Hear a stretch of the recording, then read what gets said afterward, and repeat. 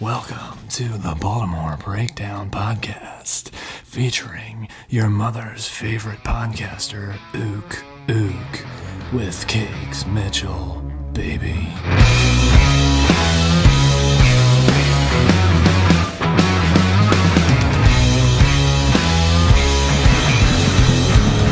What is going on, guys? My name is Cakes Mitchell, and together we are the Baltimore Breakdown. Another week of training camp, and the Hall of Fame game is this Thursday. Ravens play. Bears. Yeah. Hall of Fame game. Hall of Fame game this Thursday. I can't remember the last time we had the Hall of Fame game. I've never been. I wasn't paying attention if we did have one ever. Have we ever had one? I don't know. I doubt it. I think the only reason why we have it this year is obviously because of Ray Lewis going to the Hall of Fame. Sugar Ray. I've never been, I guess, more excited for a preseason game for the fact that Ray Lewis is getting into the Hall of Fame, and we get to see Lamar Jackson play some football. It's gonna be Lamar Jackson. Yeah, we get to see him take that first step into just kind of overthrowing Flacco. It's gonna be exciting. He will definitely be overthrowing, but not Flacco. He'll be overthrowing his receivers. That's for sure. But yeah, man. I don't know that I've ever been more excited for a Hall of Fame induction speech than watching. That's going to be crazy. So does the speech, everything happen at halftime or before or after the game? No, I'm not really sure. sure. They have a specific day for it where they just go and do all that stuff, and they always have it on like NFL Network and ESPN. It's really cool to watch. I like watching it in the past. I don't think I've ever really watched one like in length. I've watched them. I watched Brett Favre's.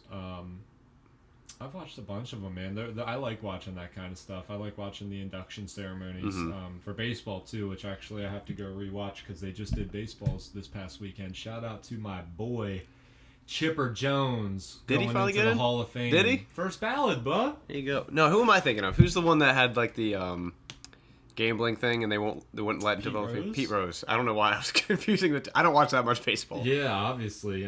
Anyone who listens to or follows baseball, I apologize for the ignorance there. I'm an Orioles fan, so you can cut me some slack. I don't even know what to say. Sucks you guys traded Manny, though. Yes, literally our only good player. I mean, we have some other decent ones in like Adam Jones and these other guys, but I've heard even Adam is trash. I've even heard Adam Jones there's some rumblings that he might be traded too. So it sounds like we're actually going to be starting for you guys. I mean, he did well in the World Baseball Classic. He's a solid player. That was one of the coolest things I've ever seen. I don't know if you watched the World Baseball Classic, but USA finally won. They've been doing it They've done it about 5 times now. It's every 4 years, kind of like the Olympics or like the World Cup or something. Japan had won it twice. I think Dominican Republic might have won it once or something like that. And this past one, the USA finally pulled together and won it. And Adam Jones was an integral part of it, really, for Team USA. That's awesome. It was such a cool thing to watch because I get balls deep in the World Baseball Classic, and we finally had a team that had a chance to win it, and I was just glued Who do we to play? every game. It was so long. I think it was over a year ago at this point. Oh, really? Yeah, I think it was like before last season they did it, but who did we play in the finals? I want to say some Latin American team or something like that. I definitely couldn't tell you. Might have been Dominican Republic. I don't know. Dominican Republic's always in. Oh, didn't Manny play for Japan's always in his home country's team? Yeah, he did. He did. And I think Adam Jones made a play on Manny at some point, and they kind of had like a little thing that was together, so it was really fun to watch. But definitely shout out to my boy Chipper Jones, one of my favorite players of all time. I grew up, been a Braves fan since I'm about 7 or 8 years old. I've been loving the Braves. Grew up watching Chipper, John Smoltz, Tom Glavine, Greg Maddux, Andrew Jones, David Justice, all those guys. Javi Lopez. Man, it's such a cool thing to see Chipper get inducted and get his spot. He's one of the few guys from that steroid era that really did things the right way, didn't cheat the game. Class act. I met Chipper down in Florida when I was 11 years old. I got his autograph. Me and my dad used to go down there and for spring training to catch ball games and stuff like that. We went to the Braves facility, which is at the Disney Wide World of Sports in Florida. And I yelled out to Chipper. I was about 11 years old. I think I said, Chipper, I came all the way from Maryland to watch you play. Can I please have your autograph? Or something like that. And he kind of looked over, was really calm, didn't really, just kind of nudged me to throw the ball to him. He was down in the dugout. I tossed it down to him. He signed it and tossed it back up. That's awesome. And made my freaking trip, man. That was like one of the coolest things. That and Derek Jeter were probably two of the happiest ones I've ever gotten in terms of autographs. Him and Derek Jeter, because Jeter is also one of my favorites of all time. But yeah, favorite Brave of all time is between probably... For Braves, it'd probably be Chipper. Chipper started with the Braves. He is the true Atlanta Brave.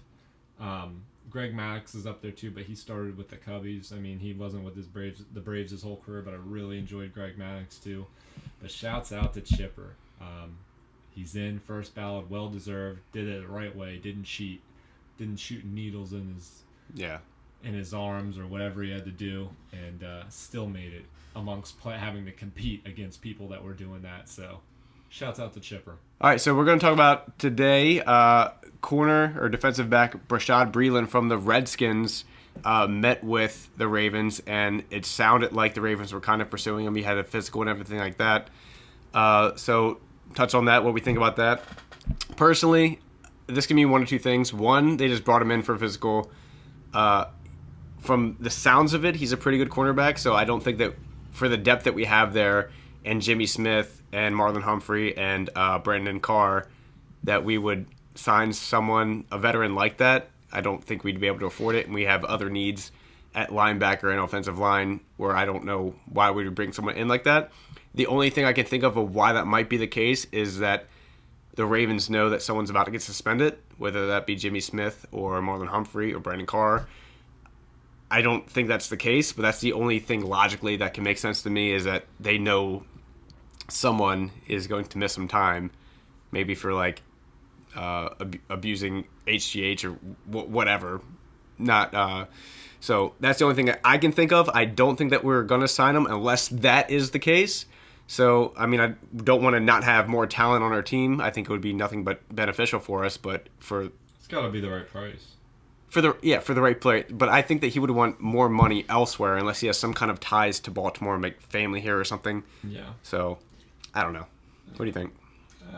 I mean, to be frank, I don't know a whole lot about Bashaud Breeland. Besides, I don't really follow a lot of Redskins games besides what I know from him from playing Madden. I know that he's, kind of a middle of the road corner. I think he was like a 85 overall or something like that. I mean, so he's not bad. I mean, he's a solid corner. He's not like a top 10 or anything like that. But from what I know from him on the video game, he has potential to be like a 2 or a 3 type corner, and he's big. He's about 6'1", I think, to be, if my memory serves me correctly. So, I mean, him and Jimmy Smith on the outside, if they were to go 1 and 2 and then like have Humphrey in the slot or something like that, since he's a little bit smaller. I mean, Jimmy Smith is 6'2". We have Breeland at 6'1". Be able to kind of shut down be really good for the red zone too as well. I mean, be able to shut down some of those jump ball, like big bodied receivers they'd be able to lock up with, along with having, a solid slot guy in Humphrey. And we also have Tavon Young coming back this year. Yeah, Tavon Young. I'm excited. He looked really good his first year. I'm excited to see how he returns. I like Tavon Young. He's shorter though too. More of a slot guy. Yeah, I mean, it all has to be for the right price. I don't think with what we have right now, we need to go out and pay for a middle of the road corner like that. I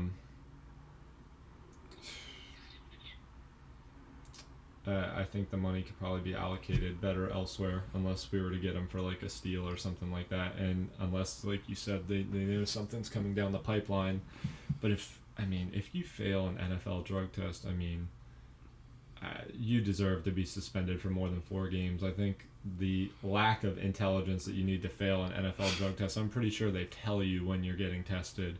It's fairly easy. If there was someone that I think it would be Jimmy Smith, because of how fast he's come back from his injury. Yeah. So maybe that is the case. I just think it's crazy that anyone should fail an NFL drug test. I mean, they make it so easy for you. It's good for business. Think about it. It's just like the WWE. They have a quote-unquote testing policy because they have to, for public opinion. But it hurts their brand just as it hurts the NFL's brand to not have these big, strong, larger-than-life looking guys, because that helps for conversation, it helps for dialect, it helps for marketing. You need these kind of big poster-like guys like, oh, wow, these are superhumans, these are super athletes, and all this stuff. So they really don't want that to go away. It's bad for business for them in the long run, and it decreases the level of competition too, because obviously you can't perform as well when you're not on performance-enhancing drugs. But that's a topic for another day. The NFL's policy is a joke, but if it makes financial sense, and unless we know someone's coming down the pipeline, I'm not too big on it, but unless, like I said, it makes sense or there's something coming down, I think we're good and we should allocate our money elsewhere. Because I definitely think that we have bigger needs, again, like linebacker or offensive line. I mean, our depth at corner is crazy. I even think we'd be better off getting another receiver before another corner. Yeah, I agree. All right, guys, let's move on to the next topic. Another quick hit here is that there was some footage released from training camp of Lamar Jackson out of the gun throwing a touchdown pass to Joe Flacco, kind of showing, I guess, creatively on offense what we can do. And then directly after Flacco caught the touchdown pass, he then chucked the ball for what seemed like 50 to 60 yards. And I'll pull the video and show you later. But it seemed like a message Flacco was showing after he caught that ball, that he threw the ball so hard and so far. And I saw someone comment on the video, and it was like, even after Flacco catches a touchdown pass, he still throws an incompletion. So I thought that was funny, and you would appreciate that. But funny. I think it's cool with the creatively how they're going to implement Lamar Jackson. He's definitely one of the most talented, like raw talented players on our team, so you definitely need to find a way to get him on the field. I feel a little bit of a shift here. You know, no, when things hold on. When we first started doing this thing and you were kind of hard against Lamar. He's going to be 1 or 2 years a project. He is a project. He doesn't have the capabilities to play an impact or whatever. He definitely needs a redshirt year at this point, but he's not going to see 20 snaps a game. Slowly but surely, I'm seeing you coming around. I'm not coming around. I think you're starting to realize that he still needs a lot of time to develop. But weren't you just saying that he can contribute? He can. I've never said he can't contribute. You were making it seem like that even if we throw him to like or two, that he shouldn't even see the field. I don't think he should see the field as a starting quarterback. But if you put them in there as like a wide receiver screen pass, I'd be interested in that. If you put him in the backfield, like behind with like Flacco, him and a running back, that would be interesting. What about Wildcat? I really want the Ravens offense to be focused around Flacco. I really don't want them to dabble too much into putting Lamar Jackson into the game 15 to 20 times. But if they put him in there like 5 or 6 times a game, I'm interested in that. It would definitely keep the defenses on their heels. And I don't think we'll ever see the Lamar Jackson to Flacco pass in a game. Hell no. But it's just... They're not going to let Flacco get laid out like that. Because a DB or a safety is praying to God above for a chance to get a clean lick on Flacco like that as a receiver. But I just think it's interesting how they're playing around. Kiko Alonso's waking up in cold sweats hearing about that. But this is also for a chance to injure Flacco again with his I was there dirty, for that game. Disgusting self. But it's just interesting to show creatively. I think it's also a statement from the Ravens on the offense just to show we're capable of doing some more creative kind of stuff and just keep other teams that are going to play us later in the year aware that we're not afraid to put Lamar Jackson into the game, although I don't think we should do it that much because I still think he needs to develop a lot as an NFL quarterback. I think you're backtracking a little bit this episode. I'm not. But before I brought How am I backtracking? Because it seems like you're trying to kind of take away what you've been kind of gradually building towards the last few episodes. Your tone towards Lamar has been getting a little softer. Like you're starting to realize that this man is a special kind of He's talent. a raw talent. There's no doubt that he is electric. I've never said that he's not electric. Your tone's getting different now because you're being called into question about it. So you're going. I'm not. Please go ahead. Question away. But I think anyone who's listening is you can pick up on it. Flacco is our starting quarterback. He will be for the remainder of the year. I understand that, but in terms of the way that you're looking at Lamar and the way that you speak of him, I've noticed a little bit of a gradual, subtle shift. Like you're starting to realize he's not. Might not be as bad or as raw as I thought he was. Maybe I still want to see him in the preseason, but I still think that he is pretty raw as a quarterback. From everything that I've heard in interviews and stuff, people have said that he's good, but he's very raw on the field. Mm-hmm. I want him to develop more, learn from Flacco, who is a great quarterback. Learn from Flacco. Maybe not the regular. People have said that Flacco looks sharp. It's his best training camp to date. So it's looking like Flacco under pressure. But people in a have good been saying situation. Lamar has looked amazing too. he also has raw ability that Flacco doesn't possess. Like, he can run out of the pocket. Flacco has some raw abilities that Lamar doesn't. Lamar Jackson is also... Flacco has a stronger arm than Lamar. He's got raw ability, too. Right, but Flacco showed that after he caught the touchdown pass that I can do something that Lamar Jackson can. Chuck the ball like 60 yards. He can, but so you know who else who had one of the strongest arms in football? Who's that? Jamarcus Russell. Yeah? How'd that go? But Joe Flacco's a Super Bowl winning MVP. Once. He's also been in the regular season. He's also been in the playoffs 5 years. How many of those years did he have a top 5 defense? He's 2014. He didn't have a top 5 defense. So 4 out of 5. And he basically beat the Patriots when they cheated. Went up against them 14 points twice in the game. Which game is this? In 2014 with Gary Kubiak as our offensive coordinator, where they did the Edelman play. The formation thing. Deflategate. That year. Flacco was great that year when we had a. He's good in the playoffs. He's since once he got over the Steelers hump. We've talked about this before, but when you give him receivers, he's a good quarterback. I don't know about that.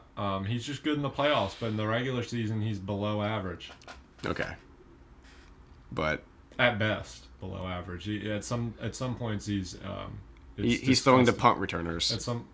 I don't want to hear that. At some point, you don't want to hear. It's the truth. Look at Tom You'll Brady. See this year when he has a great Brady, year. How many receivers he's the greatest of all time. You can't compare. Joe Flacco got more money than Tom Brady. You're handicapping the team. It's a business move. It's way different than whoever gets the most money isn't the best player. I know that, but they need to perform like it to justify giving them that money. You got to give him talent around him. After 2012, when he won the Super Bowl, they took all of his good receivers away. He took them all by sucking up all the money like the Jabba the Hutt looking money bag pit that he is. He's a quarterback. He deserves quarterback money.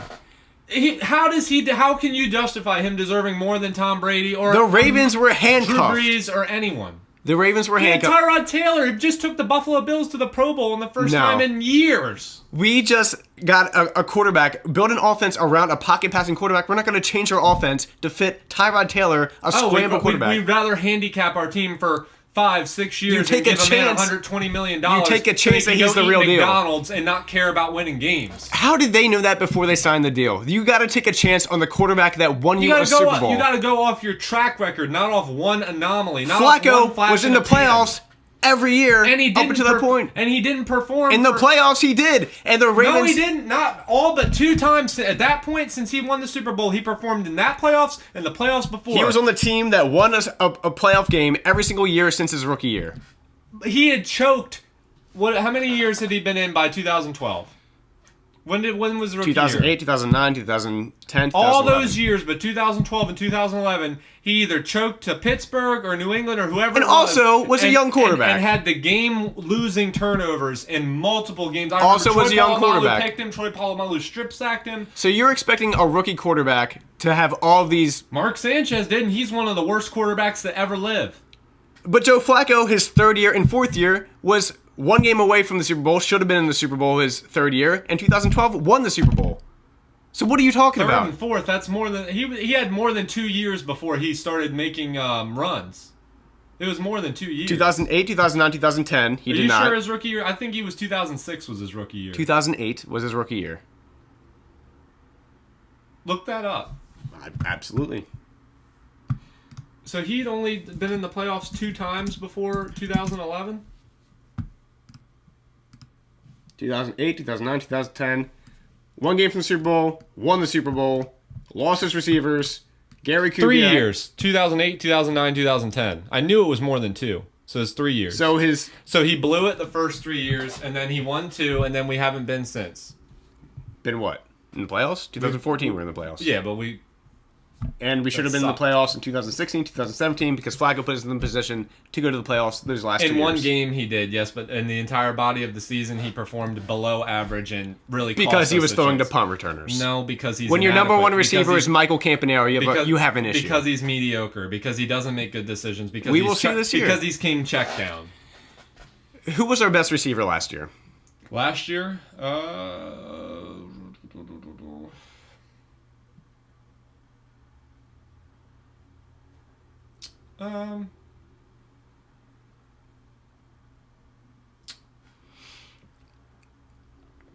Last year was one of the years I'll say was bad. Who was our best receiver last year? Last year was bad. Answer, who was our best receiver last year? I don't know. They all sucked. Right. I Our best can't receiver was probably Mike Wallace. I can't give Mike Wallace that credit. I can't say anyone was our best with how Thank many. you. Who was our best bad I saw receiver in them perform. 2016? Steve Smith, right? Or was he gone at that point? I think he was there. That was his last year, right? Was he there? I think it was his last year. Steve Smith Sr. Yeah, you're right. Mm-hmm. So Hall of Famer.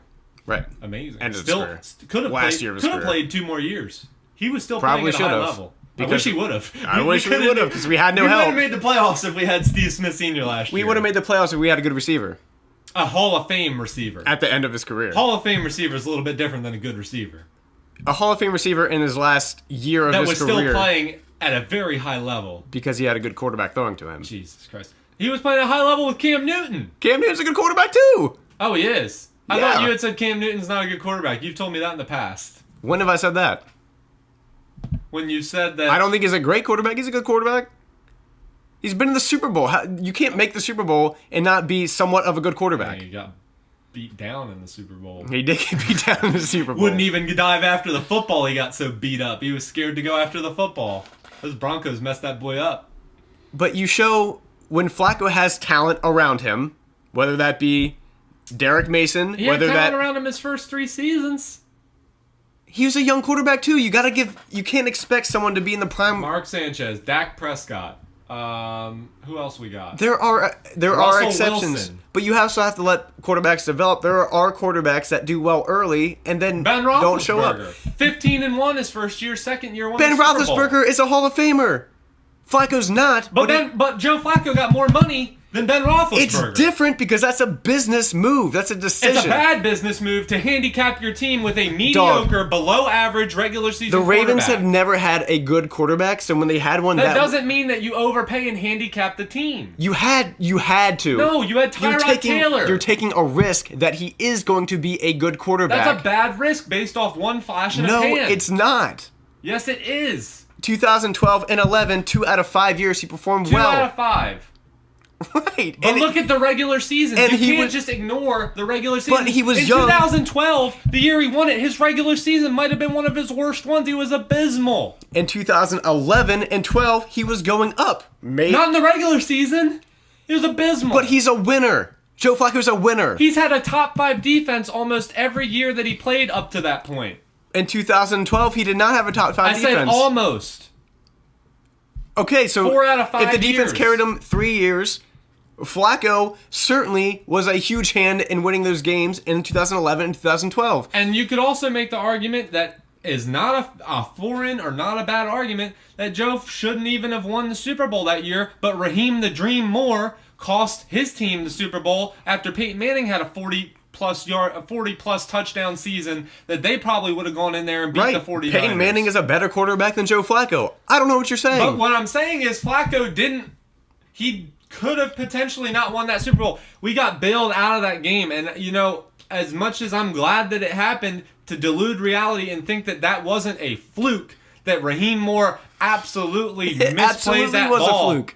Like, there should be some accountability to Flacco of not doing enough to win that game because truly... Miracles happen, bro. Yes, I'm aware. But truly, he did not do enough to win that game because 99% of the time... But you can't say that, and then when Flacco has the game-winning pass in Lee Evans' hands and he drops it, you'd be like, well, he didn't do enough. He should have done more before the game. I didn't say that.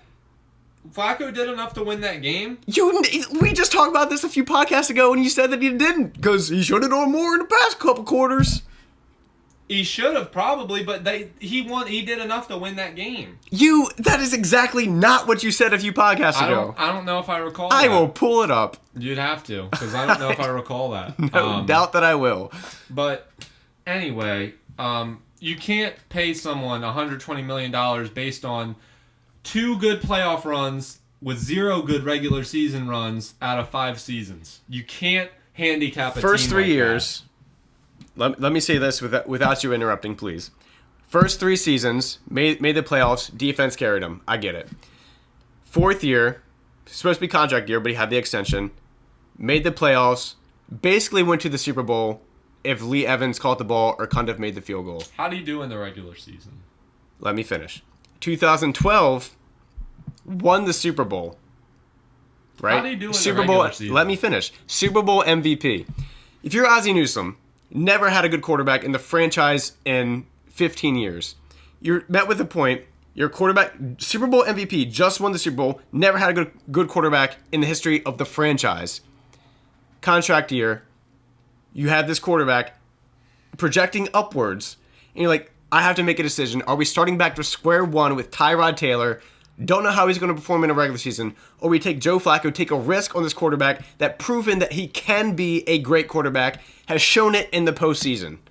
Okay. Almost every time he's in the postseason has shown that he can be a great quarterback. If you're Ozzie Newsome, you're making a decision, and I agree with the decision. Whether or not Flacco did well after the Super Bowl or not, he's making a business decision. I'm going to pay this quarterback the money that he deserved because he won Baltimore a Super Bowl. I think anyone... Is it my turn to talk now?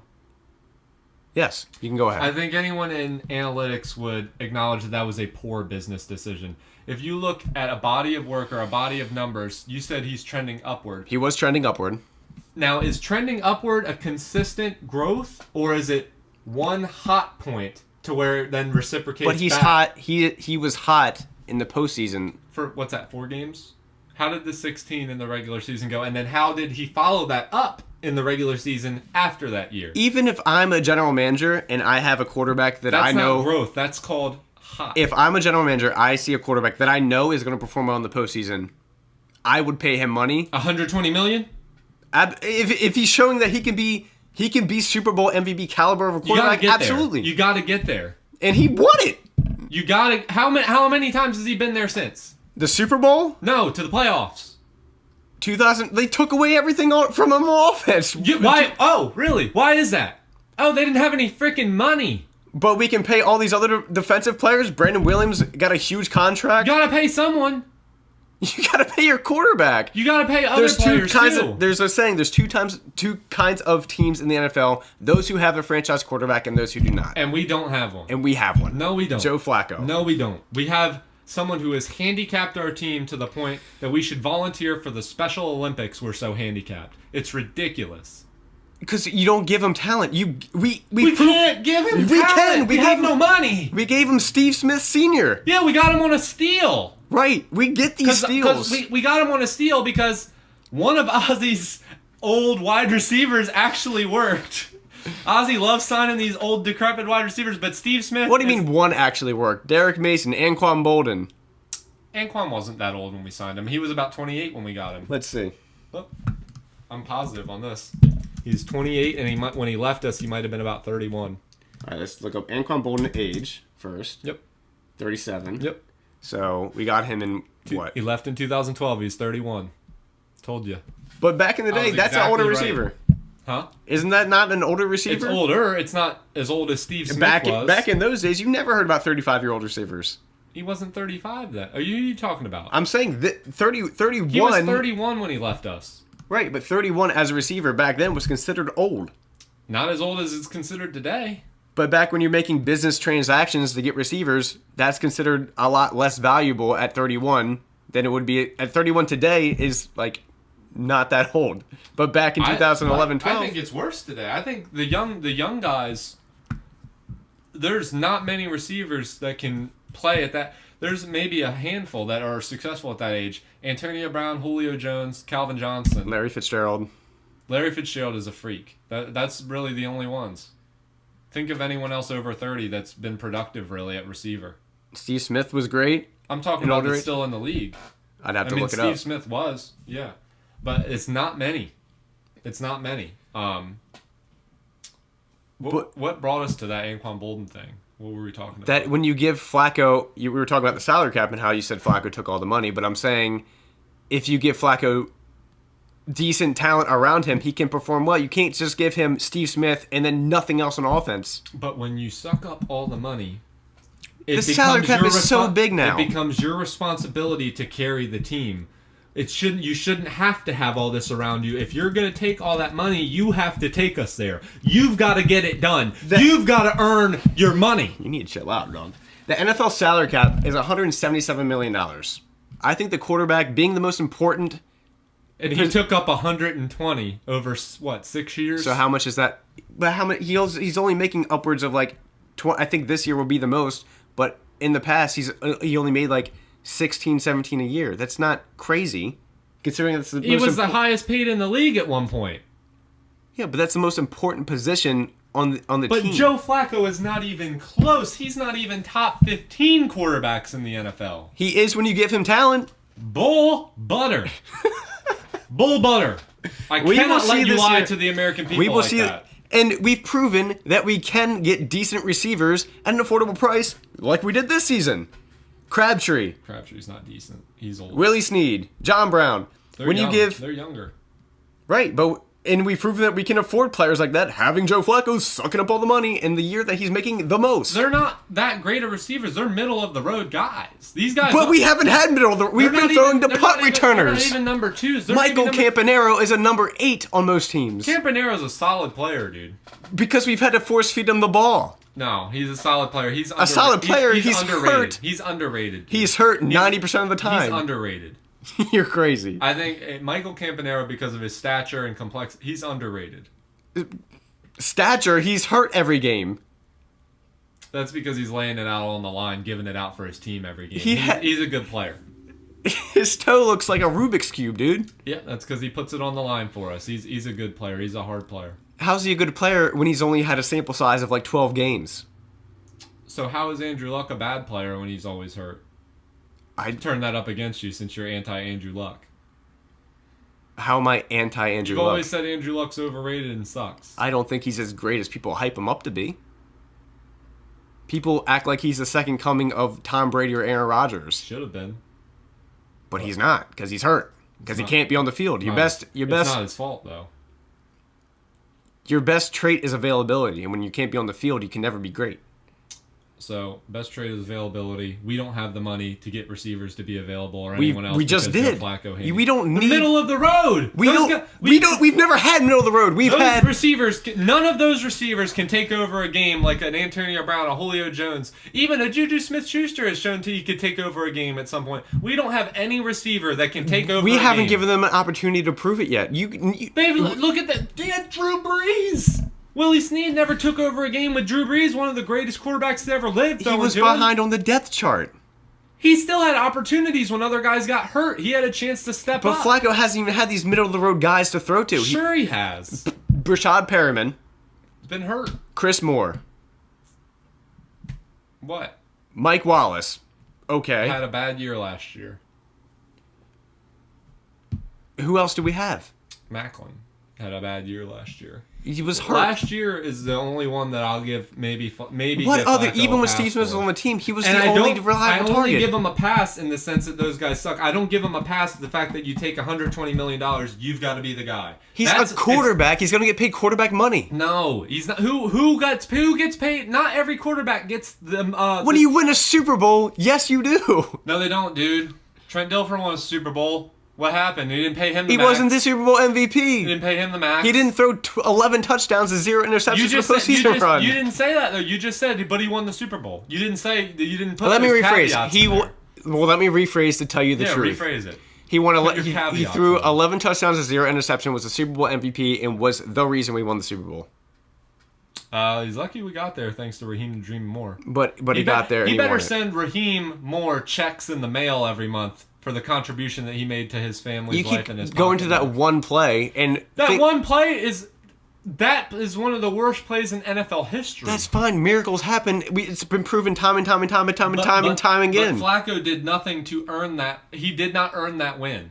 And I won't say he did nothing. A lot of people don't deserve a lot of wins in the NFL every year, every week. There's times that teams win that shouldn't win. But he shouldn't. The point is, going back to he shouldn't have gotten that money. He did not earn that money.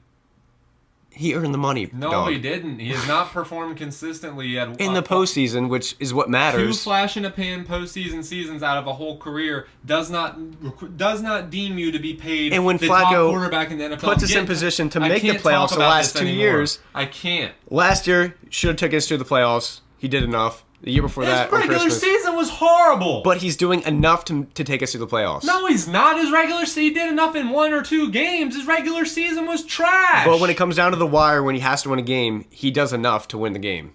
But what about the other 50 minutes of the game? What are you talking about? His regular season numbers are terrible.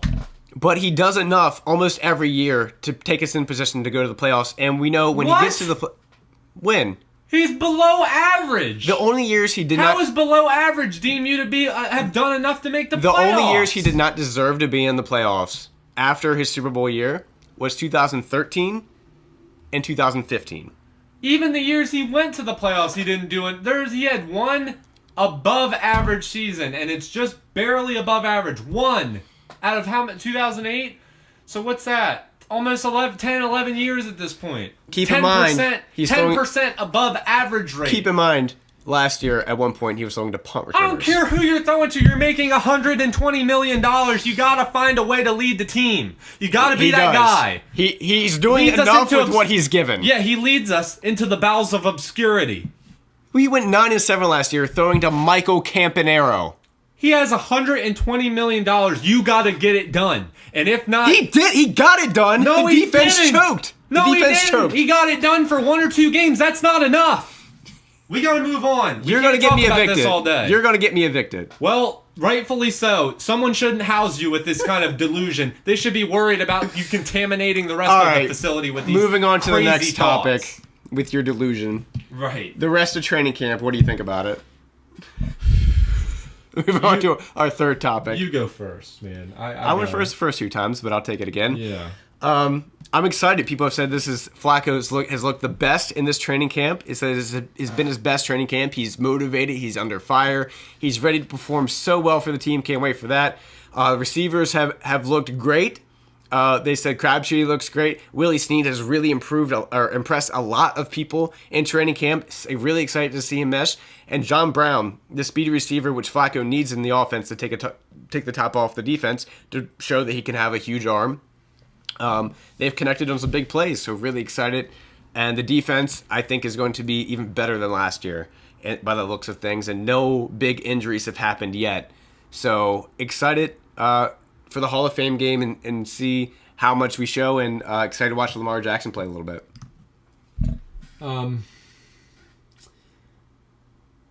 I mean, I don't really know. I mean, you go to BaltimoreRavens.com, what are they going to say? I mean, they're not going to go on there and post that everyone sucks and looks terrible. We got to do with what we're given. So man. it's hard to, take a lot of these articles seriously in the sense of, just saying how good everyone's looking. Maybe to the extremes, you might be able to take something from that. If they're saying he's looking absolutely amazing, then maybe you could think that things are going well, but maybe not to the point that it's absolutely amazing. There might be a bit of hyperbole in there, but I'm really interested to see this Thursday for the Hall of Fame game. That's going to be the true test when you actually get to sit down and see how people are performing, how people look. That's going to show us if all these articles and things of people looking their best or looking like this is true.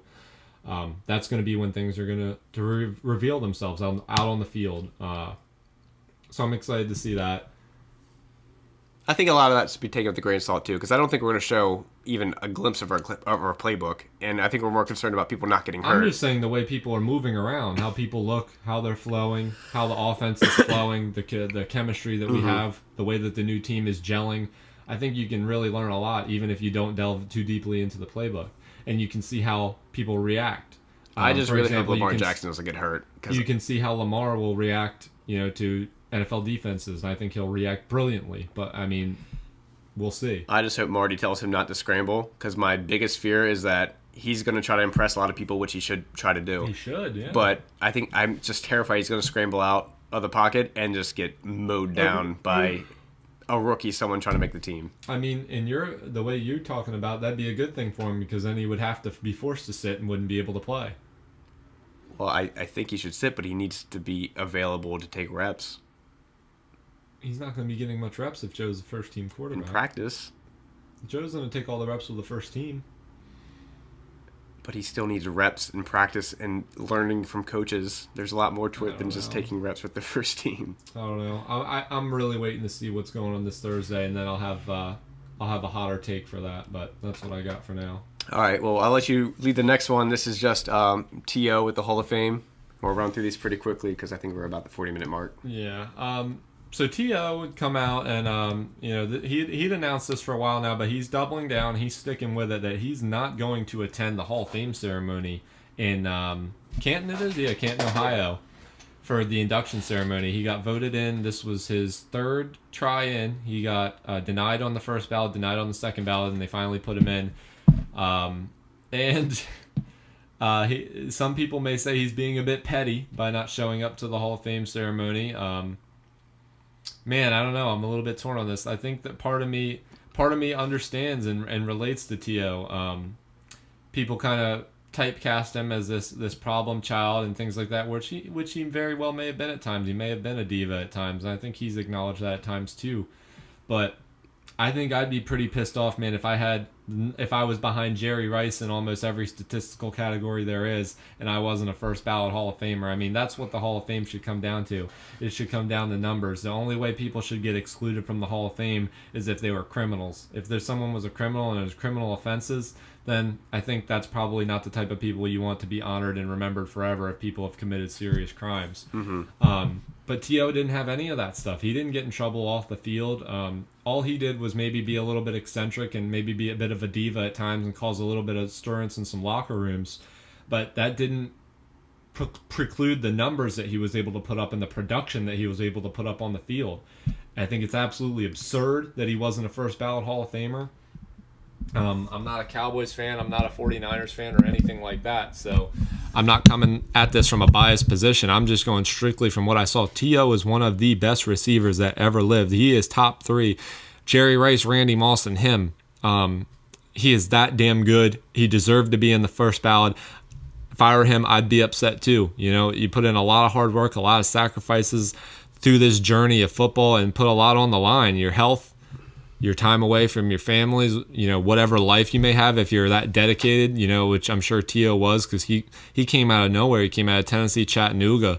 Nobody really had heard of that place, and I'm sure not many of you know that place now, but part of me understands, man.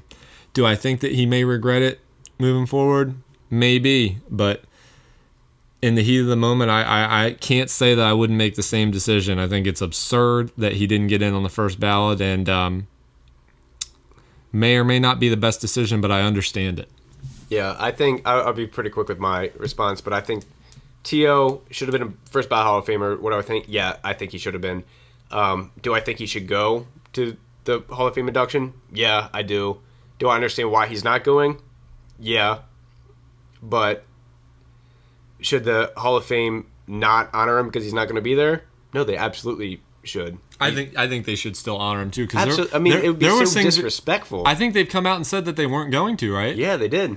Yeah, I didn't even touch on that. Yeah, that's absurd to me that they're going to play that petty game too. They're a body for honoring players. They shouldn't take any sort of sides or anything in a dispute that he has with the voters or anything like that. And you understand, T.O. is a diva. We understand that, but that doesn't give the NFL a pass to also be a diva and not honor him. Yeah, 100%. When he's deserved to be there. That's so petty on their part. So petty. I 100% think he should be honored. That's disgusting. I didn't even mention that. That's absolutely disgusting. So, one of the top 3 receivers to ever play in your sport. So I think he should be going, but I understand why he's not. But the Hall of Fame as a unit should definitely acknowledge him, and I think that they end up will, because I can't see them not doing that, because they're just going to get backlash again. The NFL needs no more bad press than it already has. Here, I'll take this one. We'll wrap this thing up after this one. So Baker Mayfield, there's some what does the report say? He's looking exceedingly well in practices and things like that. So just to touch on Baker Mayfield, the news that he's been making in Cleveland, since that is kind of closely related to our division and the future of our division, I think it's going to be a little easier to look good with the weapons that they have around them right now, with the Juice Landry, all those guys. They've got a receiver. They've got a really talented offense, so I think that is easy to step in and look good in practice. Yeah, that's true. I'm really interested to see how Baker looks when, it comes time to get some pads and helmets on and in the preseason, especially, game 3 or 4 of the preseason. I really think they're going to give him a chance to get out there and play a little bit in the preseason. Do I think he's going to play in the regular season? Not really, unless he just comes out and balls in game 3 and 4 of those preseason games and really finishes strong. Then there might be some sort of controversy, but I think they've been pretty firm in the point that they're going to give Tyrod the job. I mean, he did just take the Buffalo Bills to the playoffs. Tyrod is a solid quarterback. I think he gets overlooked a lot. I'm really big on Tyrod. I think he can take the Browns to one of the best seasons they've had in a long time, which would be about 7 or 8 wins. But I feel so bad for that organization. They're fans. I feel bad for more than anything. Yeah, it must suck. But I think Baker, I have to see him play in the preseason. I think he could go either way. It would be good for the NFL because, I mean, he has the potential to be a superstar. He has that kind of it factor, that attraction. People want to see what he has to say. People want to watch him. So it would be good for the NFL and definitely good for the city of Cleveland if he rose up and was able to provide some sort of lightning spark or some sort of catapult them into relevance again. Yeah. I'm most interested because I think eventually Baker was going to take the starting job. Whether that be this he's a year or first next round year. pick. Eventually, he's getting the job. Plans are he's going to eventually carry the franchise.